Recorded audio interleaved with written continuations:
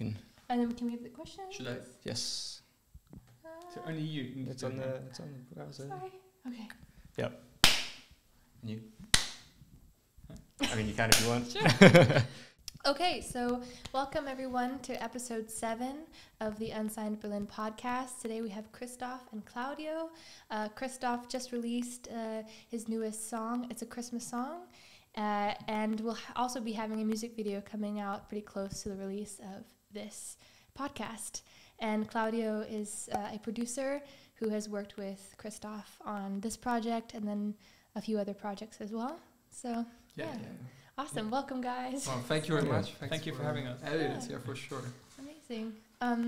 So just to get started, Christophe, you're from Luxembourg, but your musical education stretches across a lot of locations. What was that like for you, and which do you have a favorite, or do you feel like you kind of learned equally as much from each destination that you learned from? Okay. Well, I've actually been a classical musician all my life. And I've started in Luxembourg, in a small town, like in a very small music school. And then when I was 13, I went to the conservatorium in Luxembourg.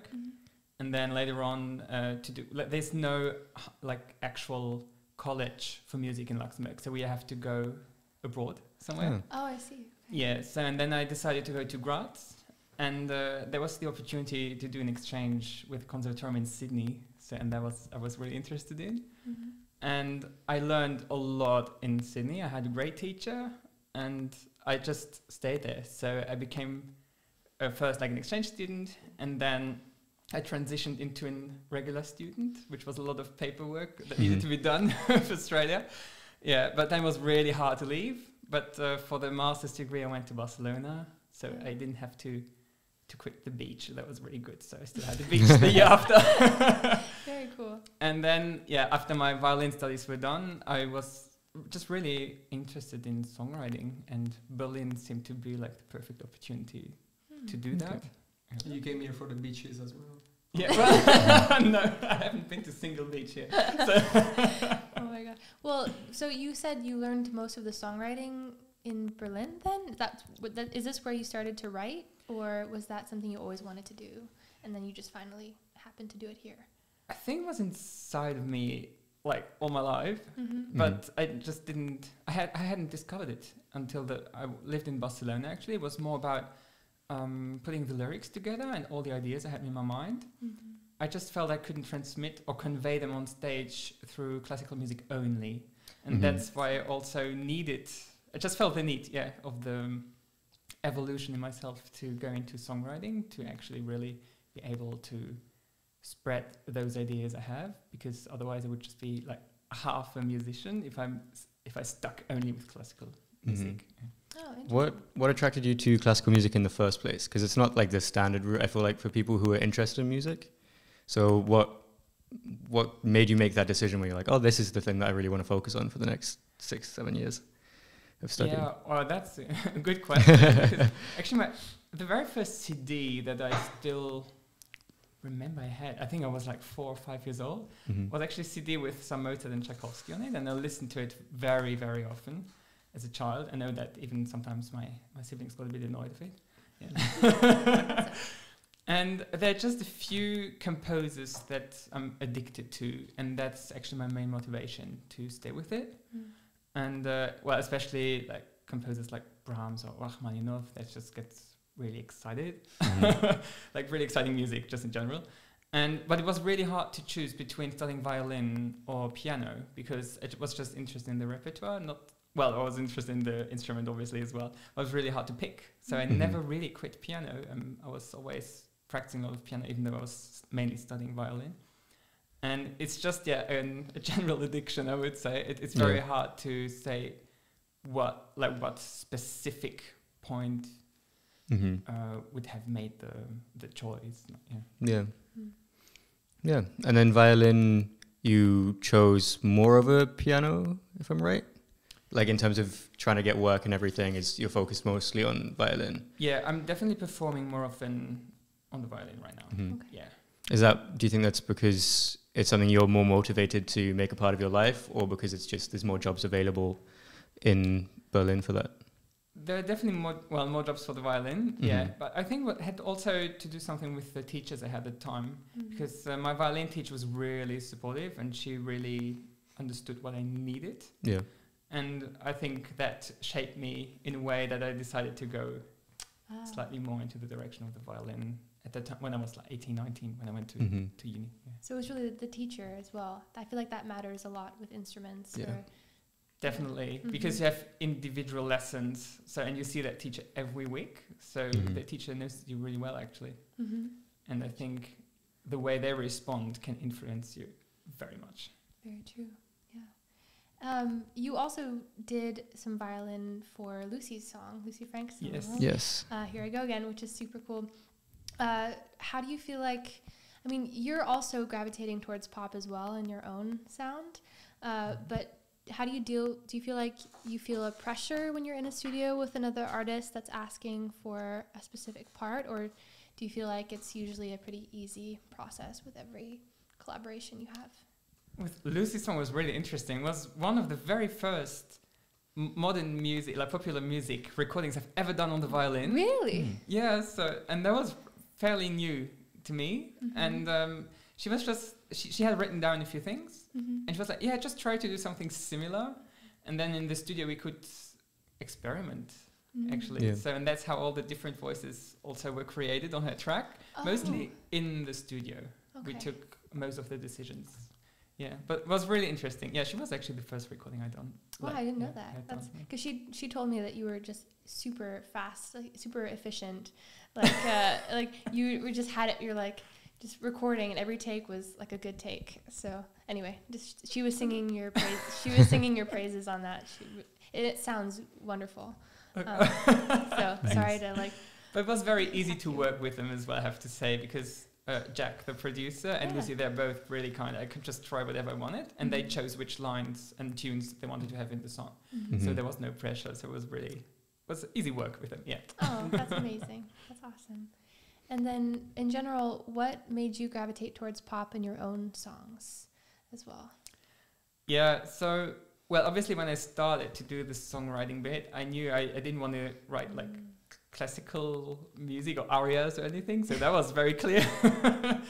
And the pop music, I felt the idea of pop music is really convenient to convey something, because you have usually 3 or 3.5 minutes and everything has to be packed in that. And that's a bit how I got into the shape of the traditional songs with verses and chorus and bridge, maybe, where I usually pack in the most important information is always in the bridge. Yeah, it's like the wait, there's more. Yeah. Exactly, because before you have everything, all the sentences shorted so they fit into the verses and everything, and then in the bridge you're totally free. So, and that's why there's always the most important bit of information. But in general, I think the song just writes itself in somehow that the style is not defined in advance, but you just choose the right assets. So the general idea is just reflected in the general mood of the song. Wow. So It's more of an improvisation kind of approach. Yeah, it's also, I have to say, because Claudio is doing most of the general sound work of the songs. So like for Megalomania, it shows like really cool drums and stuff, which I hadn't even thought of in my head when I wrote it. I just had the lyrics and the harmonies and all the violin layers and stuff. But all the production thing. Yeah, I mean, that's usually how we work. Can you just be careful with the mic and get a little closer so we can... Sorry. Yeah, all good. Hear me now? Right. Yeah.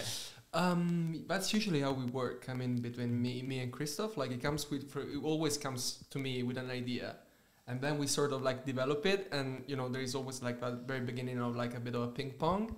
He sends me something, but I need to listen to it like quite carefully and thinking about. I mean, a number of choices of sounds that could fit into that, a number of instruments, and then I go back to him and I tell him, look, I like this, and this. And then there is something I really dislike, or how I mean, because it's important to stay true as well. Like that's what we did since day one, and that's how we really work as well. I mean, there are things that you like more and less, And then I tell him, I think that these instruments would actually work better with this. But how do you think it would fit into the style? And then we sort of like, we're complementary in that way. There's like this there is like this inside joke between us, like he's the classical musician and I'm sort of the producer, the computer guy, which I'm not sure, it's a bit like, it's funny because like we're complementary in that way. Like he's composition wise, I think is unbeatable. Like really, you said it was really easy to work with Lucy. I wasn't there, but like that's what you told me, and they were on this podcast as well before, right? So they will probably talk about it quite. If you haven't heard it, just check the previous episodes. Thanks for that. Yeah, we'll link it as well. It's all exactly. So link below. What was I saying? Oh yeah, sure. I mean, when you said that working with Lucy was simple, but working with classical musicians, I mean, guys, like it was the very first classical musician I've been working with. Wow. Okay. Oh god, it's so easy. Like they just come there, they know what we're gonna do. They have their own score. They play, they perform their things, and then they don't make mistakes or so. So even with it, like I remember for this song, like we had to record. No, but it is. I always tell them like you have no idea what you're talking about. Like, and then, even the role of the score. There is this joke, right, where you say, how do you keep a violin player from playing? Just take the score out of him. And then the reverse joke is like, how do you make a guitarist stop playing? You just give him a score. So that's sort of that's sort of the general mood. So it's really easy, and it also changed my mindset, which is also the title of your upcoming album, if I recall correctly. Yes. Good one. Yeah.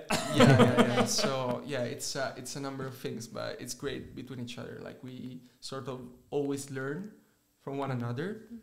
So that's why it works, I guess. That's really great you say that, because I feel like sometimes there's a bit of a divide, like a wall between like classically trained musicians and then producers who also make their own music. Maybe there's some intimidation with someone who has a classical background. So, and as you've done more indie rock and pop stuff, so I think that's so cool that you're able to kind of, break down any wall or judgment or things with your collaboration. Sure. It's super cool.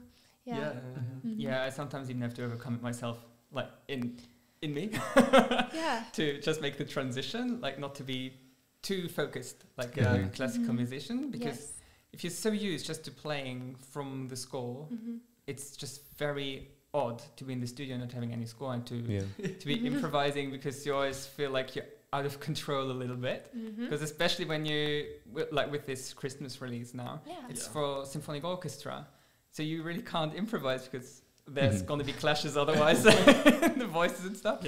So I still feel that sometimes I want to have the control, and then for the pop songs I have to let it go a little. Yeah. Sometimes you always go like, what would a pop artist do in this case? Like, no, that's a great kind of exercise to go into another artist's shoes. But what was the recording process like for this new release? You guys said that there was a full orchestra recorded in like a bedroom or pretty much. That's kind of like my a lot. Studio, Wow. It's a large bedroom, I have to say. It's a living room as well. We have not to brag. Yeah, I was not cramped like this playing. But well, actually, there was only one solution to recording that orchestra, because I can't afford an entire orchestra to record for me, because that would cost like 10,000 euros a day. So we record just instrument per instrument in Claudio's apartment. Wow. Yeah, I mean the story is quite fun, because like he told me before that since we applied for funding to SACEM, which is like the Luxembourgish, and is it also French, I guess, no? French, Belgium and Luxembourg. Like the GEMA. The GEMA, like the rights association for these countries. And so we needed to ask for, recording an orchestra requires some money, so for funding, and told me, okay, just we should ask for them, because I'm gonna do a Christmas song. It's gonna be called Everlasting Christmas, and I want you to produce it. I said, yeah, it's right, it's fine. And then I thought, I mean, we just came from producing a pop album. So I thought, okay, it's going to be like, easy in a way, but it's going to be like a pop song, very likely, or something like that. And then we went to BIM's graduation, because we graduated 1 month ago, 3 weeks ago, or something. Yeah, so we were there, like, we were in this, like, the huge theater in Heimathafen there with all the... what's the name of the weird clothes you wear for graduation? Oh, the gowns and the hats. Yeah, the gowns, the that hats. was so cool. Yeah. Yeah, it was cool. It felt a bit weird as well. And we were just there, and there were Anna Marks, which is the college principal for BIM. She was just calling names, and then I asked him, what did you have in mind for Christmas song? Because we were still, waiting for us to be called, and there were like 150 people before us. And so I said, oh yeah, it's gonna be like in a 50s Hollywood style. I said, all right, I should dive into that. I said, no, there's no need for diving. It's for an orchestra. And it's coming out in 2 weeks. I said, yeah. And then there was, Anna Marks was like, Claudio Spagnoli. And then I had to just step up and then just give a look into him. Just, tell me before, maybe. And you knew you were not going to have any sleep in the next weeks. And there's supposed, it was like, there was this week after that, when we spent a whole week, every day we were recording a number of instruments and so on. I recorded them, 2,000 times, because there were like so many violins. How many voices there? Like 32 voices for 3 different violins. I mean, it was really, a hard job. But we had the chance to collaborate with a lot of musicians, like very talented as well. Yeah, I got very lucky as well, because the week before we started recording, I was just substituting someone in orchestra. So I got to know a few classical musicians who could help out. Oh, so I was just asking them, could you play next week in the recording? And they were just, oh yeah, sure. That's that was really cool. Yeah, that's awesome. Yeah, how do you even start with approaching writing all of those parts? Like, this is maybe a really basic question because you've been doing this for so long, but I have no idea. I wondered that as well. Yeah. What's the process for that? Well, the answer always is actually the same. I don't even know myself. So because I had an inspiration to write a Christmas song, a very simple, sweet Christmas song, maybe slightly in the pop area like that. And just for 2 weeks, I didn't get on with composition, and I didn't know what it was lacking. And I just thought, okay, maybe I would just include more violins and stuff. And then I noticed, well, I'm actually looking for a big orchestral sound, so I really need the orchestra. And what I usually do, I first write the harmonies for all the strings, and then I add wind instruments, because I just feel like with the strings I'm the most comfortable, because I don't write for brass and for wind very much in general. Yeah, and then I just made actually the arrangement of my first version, so that was mainly how the composition was born. Right, and you can kind of grow it from strings. Basically. Yeah, very often, and piano. Right. So, yeah, as well. Yeah. Nice. Yeah. And for the music video, you mentioned that you had some funny stories, or how was the process for that? That's kind of a jump from composition to film, but had you done like filming for your own like music video projects before, or was this kind of your first time with that? How did it go? Yeah, well, I've done a few videos before, and they were always Christmas related, funnily. Oh, I see. Yeah. But were you in them? Yes. So last year there was one music video where I was playing piano with my sister. So it was a composition actually for 2 pianos. Right. And that was the first time I had done like an actual music video. And so this year was very funny, because I hadn't planned until October to actually write a Christmas song, and I really didn't plan to make a video. And I just sent my press kit out on Monday morning, and I got, like, after 1 hour, I got an email by RTL Luxembourg that they could feature me in their program, but I needed a video for that. So I really had to organize a video session really quickly. And so the day after, I started shooting, and also on Wednesday a little bit. And yesterday was done. So I did. It's a quick turnaround. That is. Yeah, but I have to say I was working a lot, and also through the night from Wednesday to Thursday. So I managed to edit everything, but it was a very cold filming session because, well, obviously it was like around 0 degrees Celsius. Yeah. And I was only wearing this. So I didn't have a jacket. No. I didn't have a hat or beanie. I didn't have any gloves. So it was really cold. No. On Wednesday I was outside for 5 hours, which was really cold. Yeah. I think, I mean, it was not for sure the first time you were on camera. Because, I mean, he played, I haven't seen the movie yet, but he played the violin player. As a violin player, it was like 30 seconds or whatever, but still, he played for it in a movie which was like nominated for the Academy Awards this year, right? Yeah, Austria sent it in for the international category of it. It was the movie Corsage. About the Empress Elizabeth, Oh, wow. So he played with an empress. No. You can say that, in a way. Almost. Well, I was in the same shot with her. Yeah. But would you be interested in maybe composing for film and television if you were approached by like a Christmas movie producer or anything? Or do you generally want to just stick to your own projects? Yeah. Actually, it's a very interesting part of music, actually, I think, to compose for film. And well, especially if you listen to the Christmas song, you would say, he definitely wants to compose for some, like, just movies in general. I got that from a few other of your tracks as well. Yeah, like it was like a cozy Christmas one with like 2 people kind of snuggling up. Or you also had like traditional Christmas songs you released. Oh yeah. So I definitely I could tell. I was like, oh yeah, I'd love to hear a movie. Like a movie soundtrack. Yeah, it's definitely something I'm interested in, but it's maybe not the main priority right now, but I will just see where life takes me. Maybe. Still, to all movie producers listening, we're available. Yeah, just hire us. True, but it's so crazy because you also have the other side of your music identity, kind of, which is the super, like, you have very tropical sounding names. You have a song called Hawaii, and then you have a song called Bora Bora, which is more on the pop side, right? Also, or is it a bit or Hawaii? Maybe yes. Hawaii, yeah.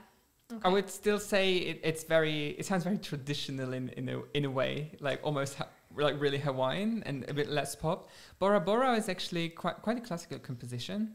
It's just it's a piece for string octet, and it's only plucked. That makes it a bit different from most classical pieces. Like the sound is not really classical.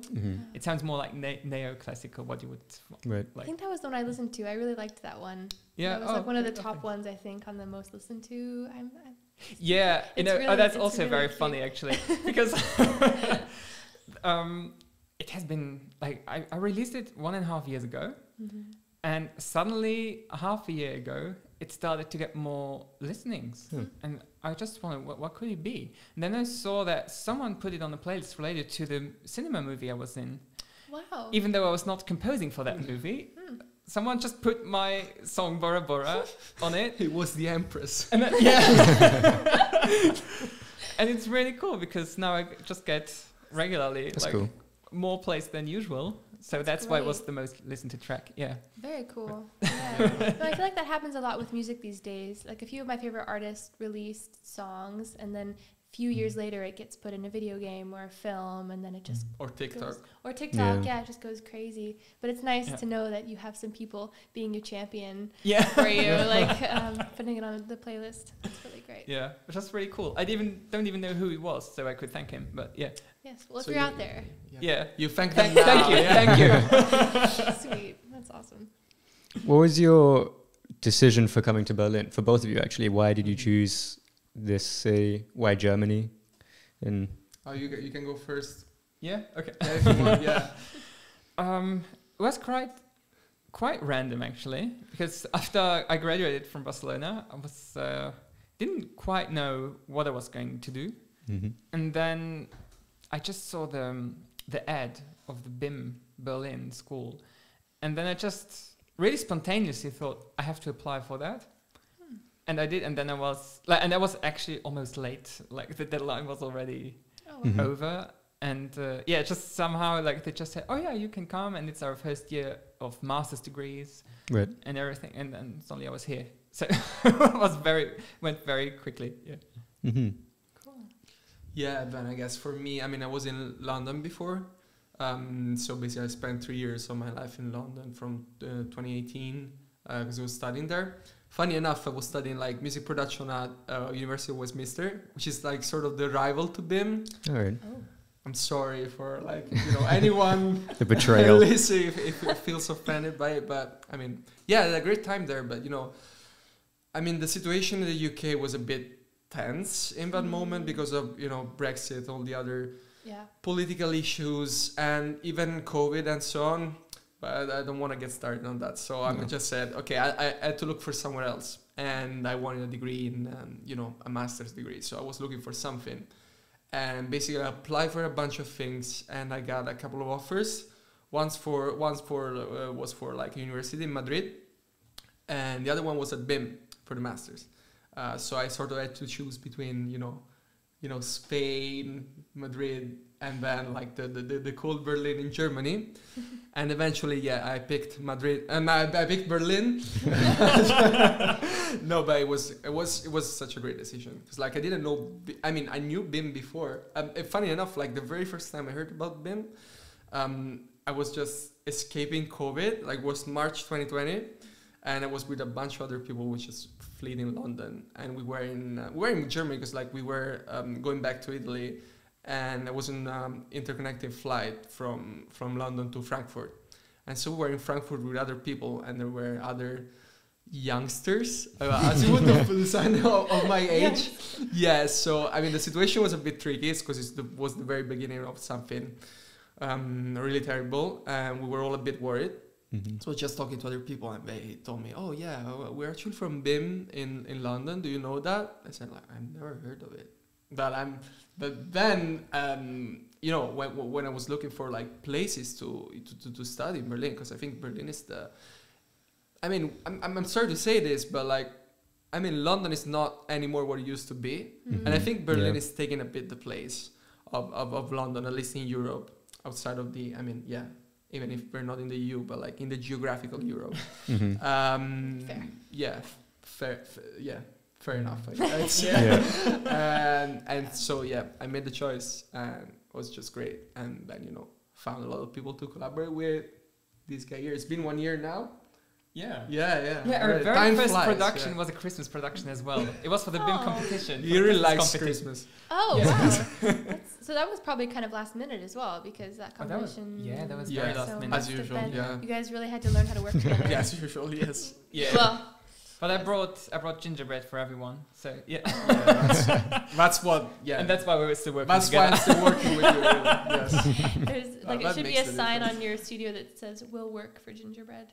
It's in the contract. Oh, I see. I see. From now on, definitely will be. Yeah. So cool. And let's see. Do you usually work, this is more for Claudio, do you work with people, connections from school now, as you've kind of entered this new era of being out of school? Do you work with people you know from that community? Sure. Or because you're freelancing, or are you getting emails, contacts from other artists outside of that pool? Yeah, I mean, I do both, actually. But yeah, I'm still very close to BIM in a way. But I think the best thing about BIM is the community that it creates, and the number, like the people you can meet there, like you guys, like all of you here, for instance. Yeah. So that's definitely something. And yeah, I mean, I'm working with him very closely, and then something else I've been doing is I'm working with Gunner Lines as well, like as a band. And yeah, actually yesterday night they released their album.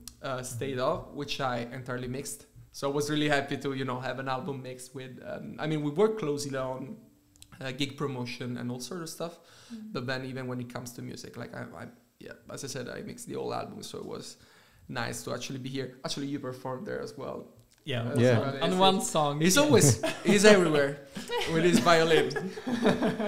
but yeah, I mean, I work with Gunnar. I work with Christophe as well. I got some other ongoing projects. I got one with Matteo as well. So from music business. That's why I'm really grateful to BIM for the community it creates, and with a lot of other people. Yeah, I'm sort of progress. I'm sort of like starting with as a freelancer, and now I will have to face the big wall of German bureaucracy. But once I go past that, I'm sure there will be, you know, nice surprises coming. I mean, we also have one other piece of work which we're doing, which might be interesting because I said you're not really main focused on composing music for cinema, like for movie purposes, but we have something else on. Oh, do you mean the loop? Yeah. Yeah. I mean, do you want to tease that a little bit more? Yeah, we can. Okay. The first time we talk about this, like, it's actually for a record label that does loops. So, it's actually, okay, it's funny enough because I said like, movie composing is not my priority right now, but it's kind of, it will be classical loops. So we're actually recording violins. So if you're using them in the movie, you have just romantic violins, or you can choose for melancholic ones.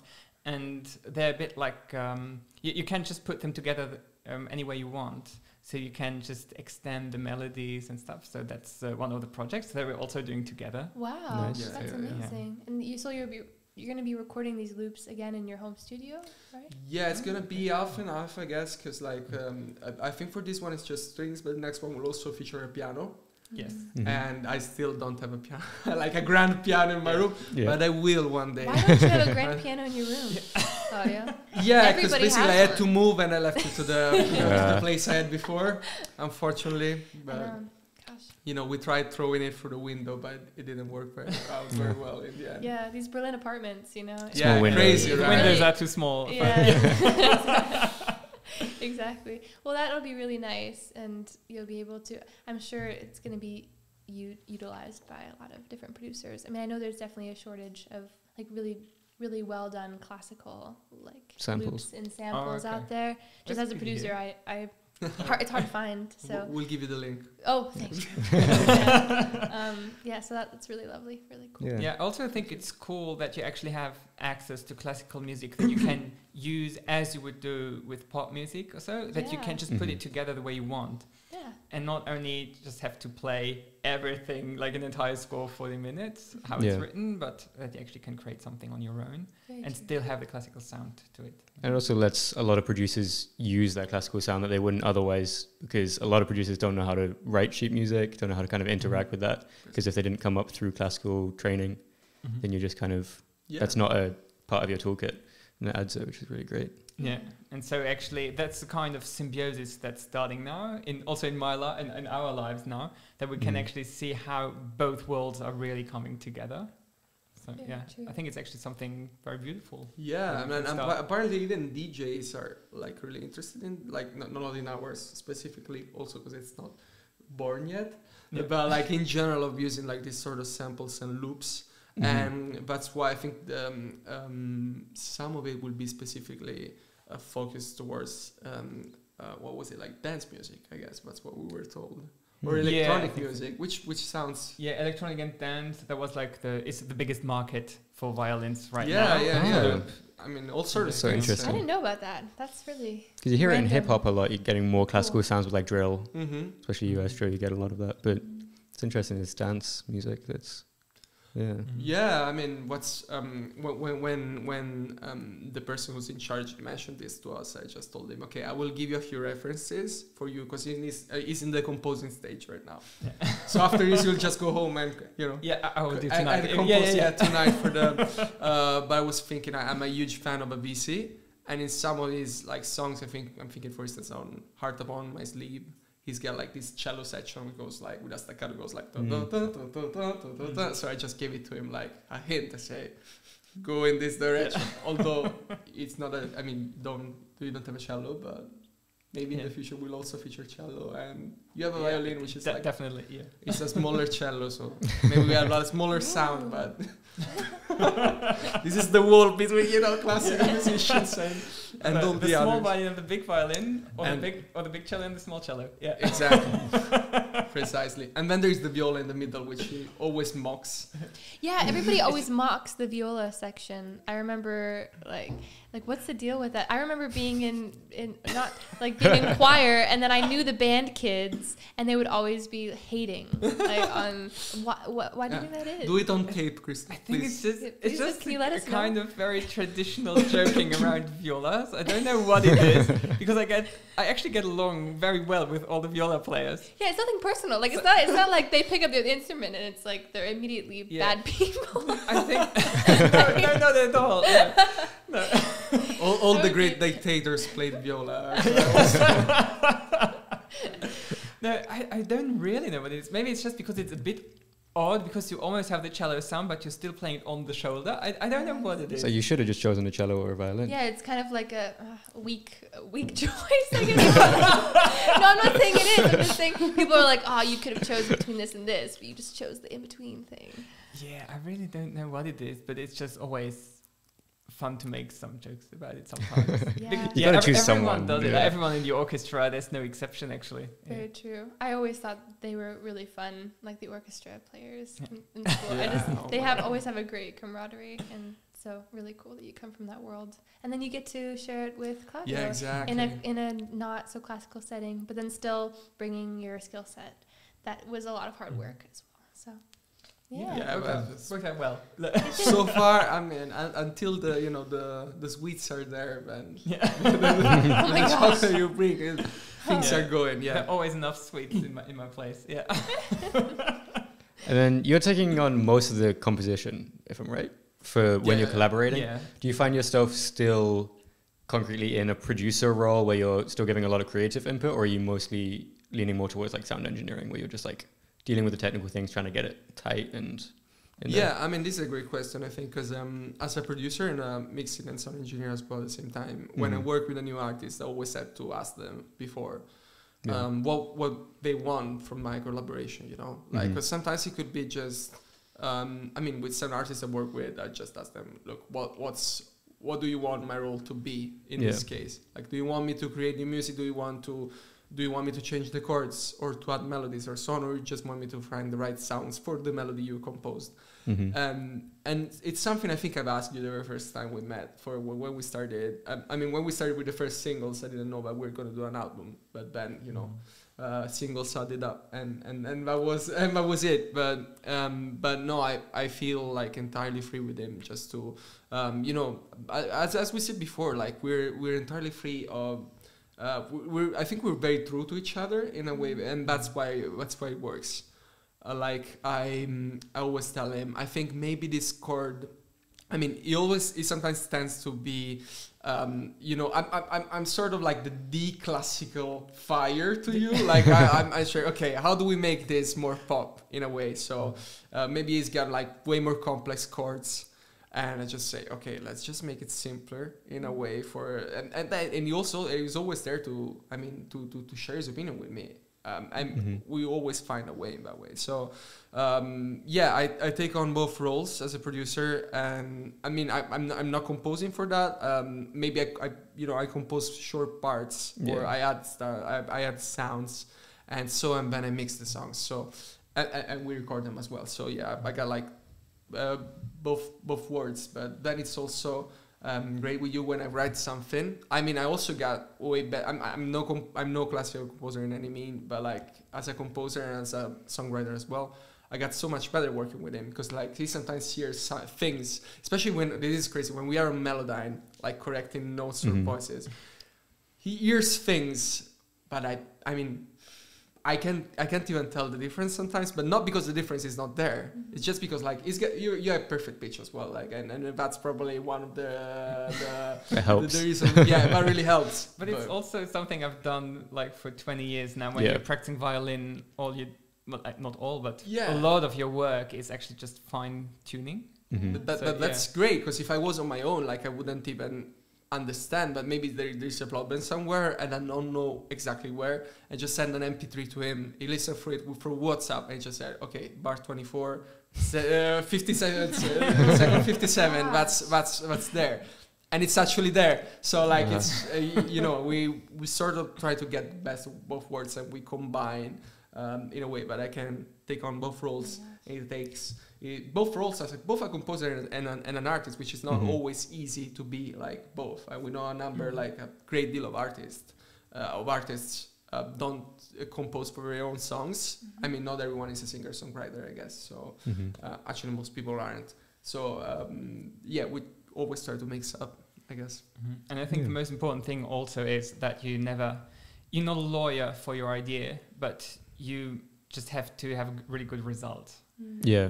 So, because with the very first single we worked on, That One Step, I had a much longer chorus with more lyrics in it. And Claudio just told me that that's not going to work. It's not going to stay in people's heads. And so I had also actually to make a few sacrifices to my original idea, but the result is much better now. So it's just, sometimes you have to let it go and to learn from the other one. Yeah. So you can get the best compositional result. It's the ideal collaboration dynamic where it's a common end goal of trying to get the best result and not your idea. Yeah. For sure. Well, with that, what do you think, Sebastian? Yeah, we've done almost 45 minutes, so kind of a good place to end it, maybe. I know, right? Time flies. Yeah. Yeah, really. Yes. Well, please go check out Everlasting Christmas. The music video is out now as well. Yeah. Well, it will be out by the time this This episode is airs. Yes. And so go check out Everlasting Christmas and go check out Stream the Song as well. Thank you guys, Christophe and Claudio. Yeah. Thank you very much. Thank you very much. Go check out Gunna's new album as well, which you mixed. Yes, please do Also- State of. What's it called? State of. Oh, You also Christophe also performed it. So if you like this music, It's everywhere. just check But I it out. still didn't know the It's title, everywhere. but Guys. It's upcoming and everywhere. So Yeah. just be careful. yeah. Listen to the violins in Chasing a High. So Oh, very nice. And is there anything else you guys want to promote while we have the cameras on and people listening, hopefully? Well, let's just say what did we release this year? So that One Step, Megalomania, and Everlasting Christmas. That's it for this year. All right. Okay. Great. Yeah, enough to hear. Yeah. Enough to listen to. Yeah. Great. Awesome. Well, thank you. Thanks Yeah. again. Okay, thank you very much. Yeah. Good to Cheers. end. Thank you very much. Cool.